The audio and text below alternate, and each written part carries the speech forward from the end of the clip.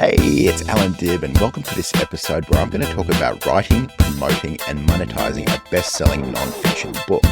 Now, I'm best known for my book, The One-Page Marketing Plan, which has sold almost 1 million copies worldwide. And in nonfiction terms, that's generally classed as a real smash hit. And so I'm very often asked about my advice for writing a best-selling book, for promoting it, for monetizing it. How did I get so many sales? And so I'm going to answer some of those questions in this episode.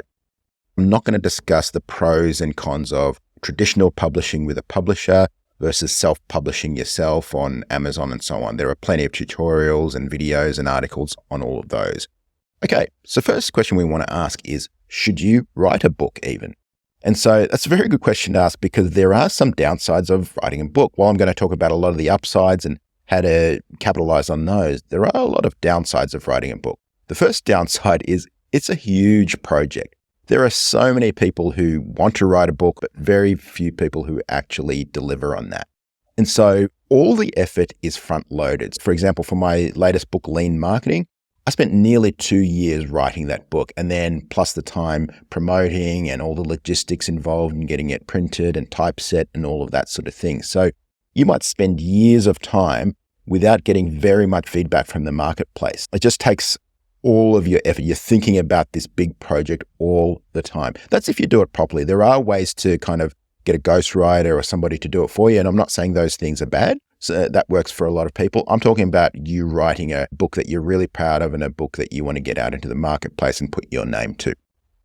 The next downside is it can be very expensive if done properly. So there are, of course, people on Fiverr and freelancers and things like that'll help you typeset and put together a cover and all of those sorts of things. And I'm sure many of them are good. But if you're going to do it at a very high level, meaning you're going to do it in a way that will be equivalent to what's produced in traditional publishing, it can get very expensive because there's typesetting, there's cover design, there's editing, and often there's multiple rounds and multiple types of editing. For example, in my book, we did a couple of rounds of what's called substantive editing. Then we did a couple of rounds of copy editing. There's also another type of editing, line editing. So that can get quite expensive. You've got a lot of people to help you do that. Then if you've got a lot of diagrams or things like that, you'll need help with graphic design. Cover design, very important. People say don't judge a book by its cover. That's literally what a book cover is there for. We judge a book by its cover.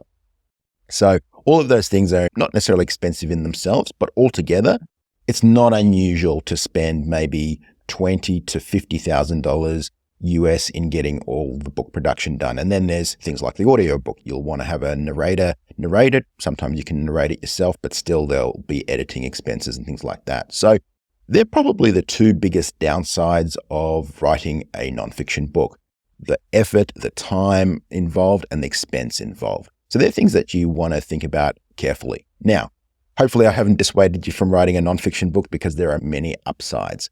There are many reasons to write a nonfiction book, but I heard a quote a few years ago. I think it was Seth Godin who said, "The book that will most change your life is the book that you write." And I wholeheartedly agree with that. Every single day, I get emails from readers. I get opportunities in my inbox.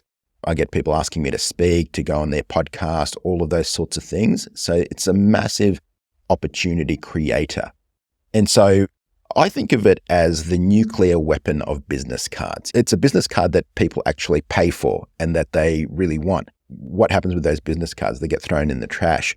It's very unusual for someone to just throw a book in the trash. We've kind of been conditioned to respect books and, by extension, authors. And so even if someone never reads your book, they'll probably keep it. They'll probably give it away. They'll probably put it in the bookshelf. Very rarely will they just throw it in the trash.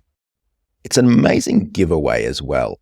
It's an amazing front end to your world, whether you do consulting, coaching, or have another product or whatever else. And it's a great introduction to your world.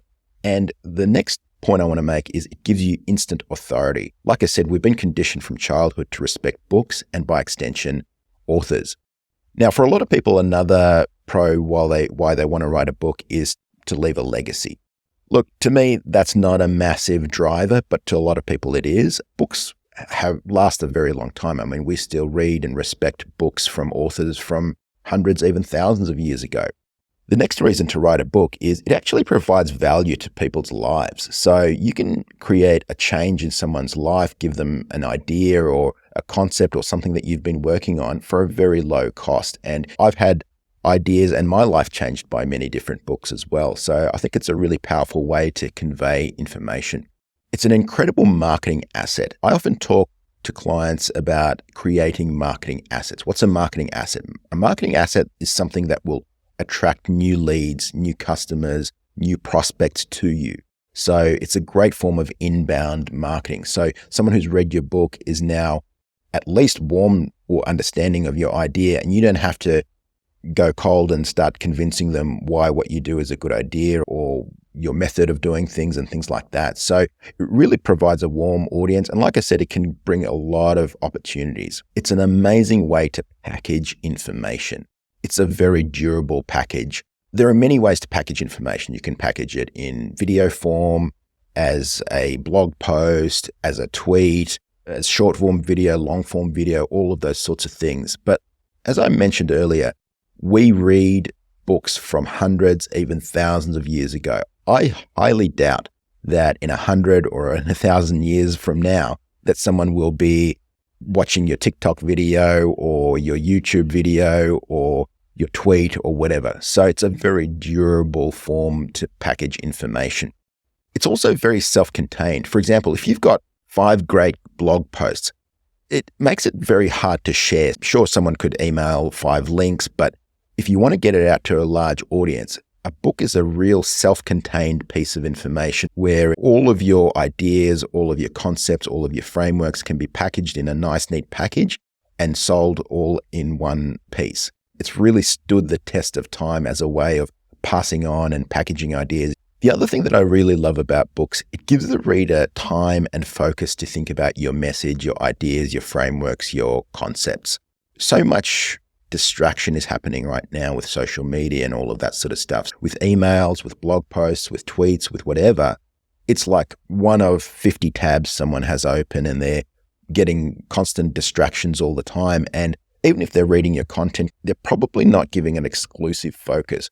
Whereas with books, I really love that the reader takes the time to really focus and think about your message. And that's true even when it's in audio form. They may be doing other things, but you're kind of in their ear and they've got their other things blocked out, which I really like. All right. So there's some of the pros of writing a book. Hopefully the pros outweighed the cons. And we want to get into the first thing when it comes to writing a bestseller. So first of all, I'll say is you can't write a bestseller. You can only write a book. It's really the market that decides if it's a bestseller. But I'm going to give you some tips in this episode designed to really help you stack the odds in your favor. There are a couple of things when it comes to creating a bestseller. There are a whole bunch of intrinsic things. So things inside the book that are going to make the book sell really well. And then there are external things, how you market it. And we're going to talk about both of those things. So first, let's talk about the intrinsic part of creating a book that sells really well. So it's my belief that a book is one of the hardest products to market. And the reason for that is books are high effort on the consuming side of things. So for example, to read a tweet or a LinkedIn post or watch a YouTube video, it's a lot less effort than it is to read a whole book. And so because of that, it's a much harder product to market. Now, if the book isn't any good, you're going to have very limited success. So what makes a good nonfiction book? I'm going to outline 7 things. The first is, and this is really, in my view, the most important of all, it's the concept or the big idea. I say concept is king when it comes to a book. And what I mean by the concept is someone sees an idea or a framework and they say, I want that. And so you want to write the book that you wish you had. When I wrote the one-page marketing plan, I'd read many marketing books, I'd attended many marketing conferences, I'd had many marketing mentors, and I got great ideas from each. But I wished I had that guide that took me from zero to marketing hero. And so that's the book I wrote. I wrote the book that I really wish that I had. And I think that's a large reason why it's been successful. So if you've solved a problem in your life or your business or whatever else, and you've got a formula that you could help somebody with, that's often a great concept for a book. Now, the concept needs to be packaged up as a big idea. So You want an idea that's really going to connect with your audience. I'm going to give you some examples from the nonfiction world. For example, Atomic Habits, the smash hit best-selling nonfiction book of probably all time. It's got a great big idea, meaning, hey, you can get big results by getting 1% better every day. Your habits are based on systems and not necessarily on goals. Another example is the 7 Habits of Highly Effective People. I want to know what the 7 habits of more effective people are. Book by David Allan, Getting Things Done. Hey, I want that. I want to figure out, how do I get things done? The Miracle Morning. I want to have a miracle morning by Hal Elrod. That's the first place I would start, is what's the big overarching idea that's going to make people say, hey, I want that.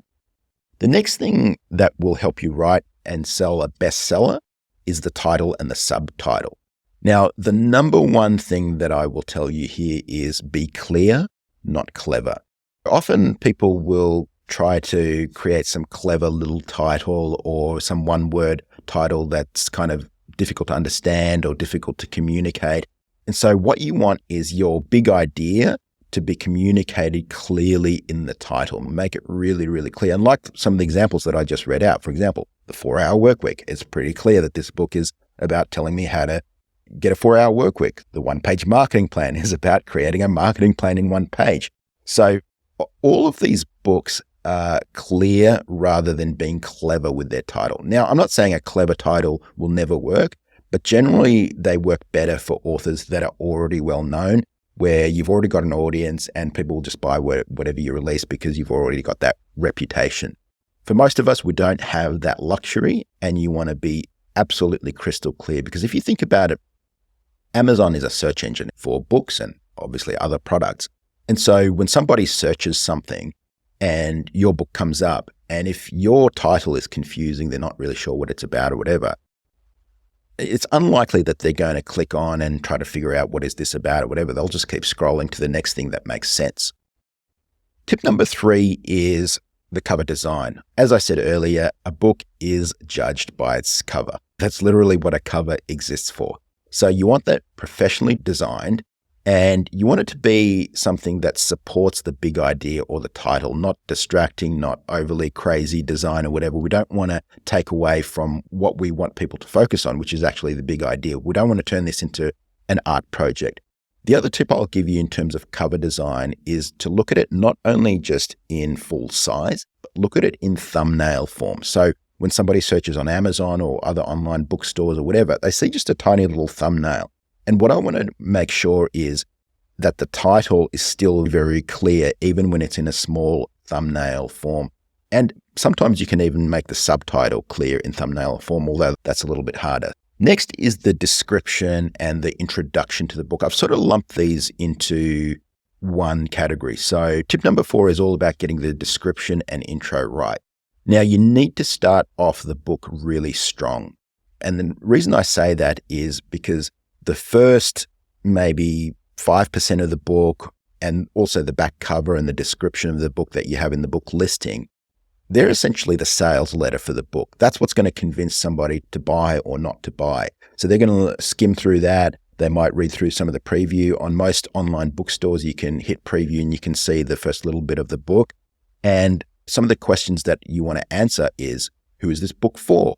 What problem does it solve? Again, same as the title. Starting off really strong, we want to say who this is for, what problem does it solve, and how does it solve that. So number 5, and I've kind of got a bit of an asterisk around this, but this can be important, is the author. And there's not much you can do about the author, right? But if a famous person writes a book, or a well-known person, or someone who's got some notoriety, the book will sell just because of that. There's not much you can do if you're not a well-known author or whatever. When I wrote the one-page marketing plan, nobody knew that I existed. I couldn't do anything about that. One thing that I've seen some people do is they'll get a famous person to write like an endorsement or an intro or a foreword for them, and they'll list them as a co-author. Generally speaking, I've not seen that work really well, and I wouldn't kind of share the co-author title with someone who just wrote the foreword to my book. I don't think that's worthwhile doing. Tip number 6 is writing. And this is where you'll spend most of your time and effort. Now, there's a few things that I recommend when it comes to the actual writing of the book. Number one is the structure. You want to have a very definitive structure to your book, meaning it's easy to follow. Like you'll look at the table of contents and it makes sense. You know where we're headed. You want to take people on a journey, give them a definitive structure or framework to plug into so that they're not kind of left wondering, where is this book going? What's happening with all of this? Great concept, but where are we headed? So you want to have that structure laid out, and so that it's really easy and obvious for them to know, where is this going? So often you'll read a book where it's got good material, even good writing, and you're still unsure, where is this headed? Where am I going? All of that sort of stuff. And I think that detracts from the readability. People love structure, and they love something that helps make them feel that they're on a journey to something that's kind of a complete. The next is what I call dual readership path. You'll notice that in all of my books, I have subheadings all throughout, every maybe 500 or 600 words, sometimes less, sometimes more, just depending on what I'm writing to make sure it makes sense. But I've got big subheadlines all throughout because some people are readers, some people are skimmers, and most people are a combination of both. So we want to make sure that we hit both, and that those subheadlines give you an opportunity to suck people back into the text, where they might read a subheadline and they're like, wow, that's interesting.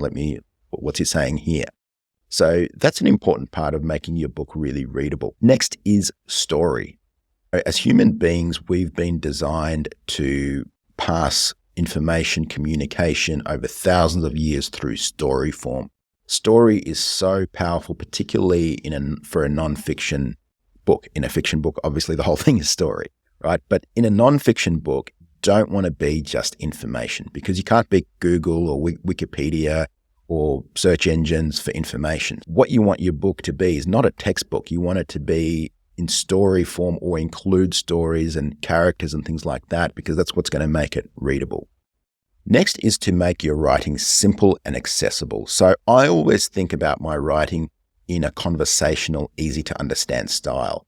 So I assume when I'm writing that the other person knows absolutely nothing about the topic I'm talking about. Pretend it's me and my buddy talking over a coffee and me explaining a concept or a framework or whatever it is that I'm actually explaining. That creates writing that's so much more conversational, easy to understand.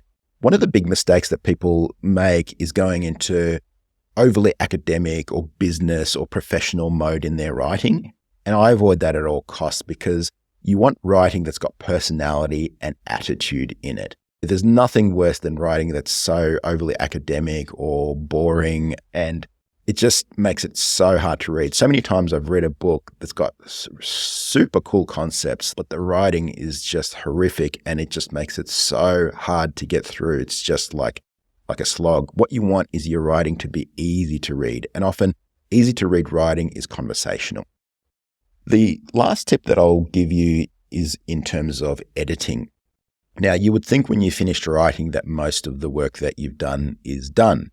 Very far from the truth. So what you'll find is when you finished writing your first draft, at least, is you've got a lot of garbage in there.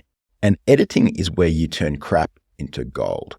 So a big part of what you do in editing is cut. You want to cut the number of words that you use to communicate your concepts, your ideas, your frameworks. Now, I spent a lot of time in my last book, when I'd finished writing the first draft, was well over 120,000 words. That is way, way too long for a non-fiction book. And ideally, you want to be somewhere around maybe 50, 60,000 words. Now, it ended up being at about 75,000 words because it's a very comprehensive book, but I was happy with that. So what you want to do is cut. Remove anything that's unnecessary. Remove anything that is repetitive. Remove anything that just doesn't make any kind of sense or has the potential to confuse someone. So that is how you will turn terrible writing into awesome writing, by cutting. You want to use the minimum number of words to communicate your concepts. Now, another thing that I did, is a little pro hack when it comes to writing, is I got the computer to read back the book to me.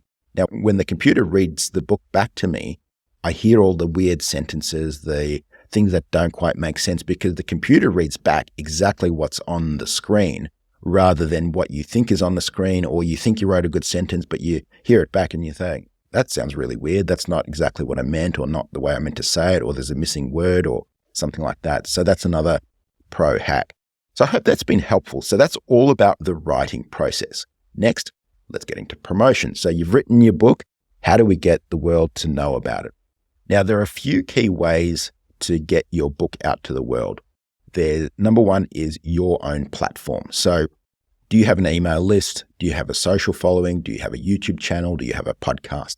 Now, if you're a first-time author, you may already have those things, or you may not. There's other ways that I'm going to show you how to promote your book and get it out to the world. But you want to be building up your email list as you're writing the book. Before you're writing the book, you want to build up some of your author platform, because those become very important for promoting your book out to the world. Next is other people's platforms, other people's email lists, other people's social networks, other people's YouTube channels, and appearing as a guest on other people's podcasts. Now, who are other people? Other people are bloggers, YouTubers, podcasters, and I have a special group of people I call cousin authors. So authors who have a similar audience to myself, so our messages don't conflict with each other.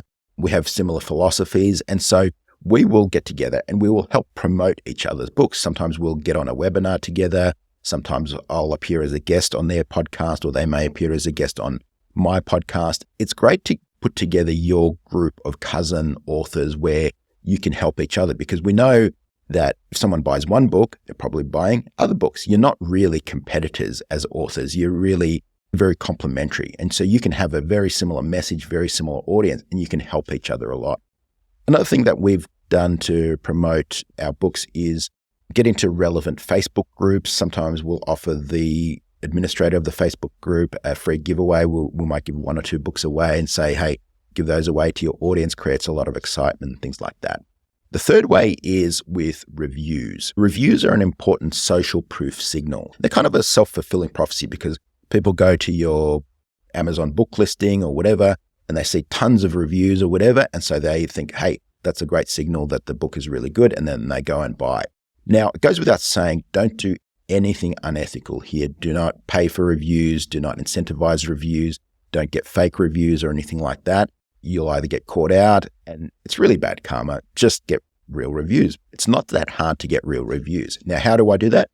I basically ask. One of the best ways to get anything you want in life is to ask. And so part of our email opt-in sequence, when someone opts into our email list, I say, hey, thank you so much for reading. Really appreciate it if you'd left a review. When someone emails me and says, hey, I read your book, really loved it, or that sort of thing, I say, thank you so much. Thank you for your kind words. I'd massively appreciate it if you left me a review on Amazon. Asking for reviews is the best way to get reviews. So the fourth way is with paid ads. Now, I've experimented with paid ads in many different forms, but the one that I've found most effective for selling books is Amazon ads, because people are already on Amazon, they see the ad for your book, and you can target other books that are similar as well, and people click on and buy. Now, other authors have had success with Facebook and Instagram ads, YouTube ads, Google ads. I found the best return from Amazon ads, but again, test and measure like anything. Next is PR.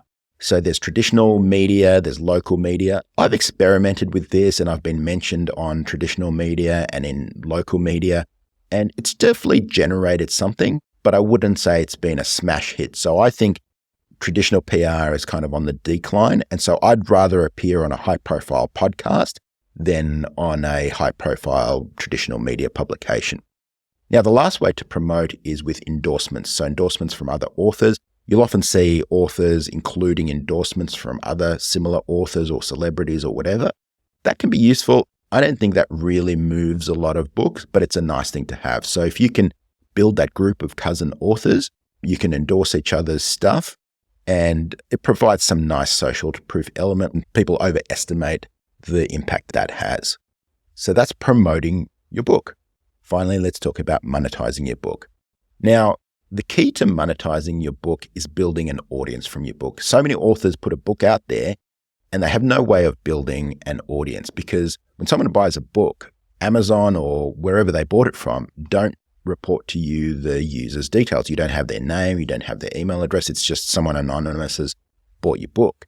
So what you want to do is you want a way to build your audience from your book. And so one of the ways that I do it and many other authors do it is by putting in resources in the book that help people go beyond the book. Now that's great for two reasons. First of all, it's helpful to the reader because they can go beyond the book and get more help, additional resources, all of those sort of things. So it adds a lot of value to them, but it also now connects you to your audience. Now you can build your email list. So in all of my books, I have a URL peppered throughout where I offer additional resources. For example, in the one-page marketing plan, you can download the one-page marketing plan canvas and other resources and things like that.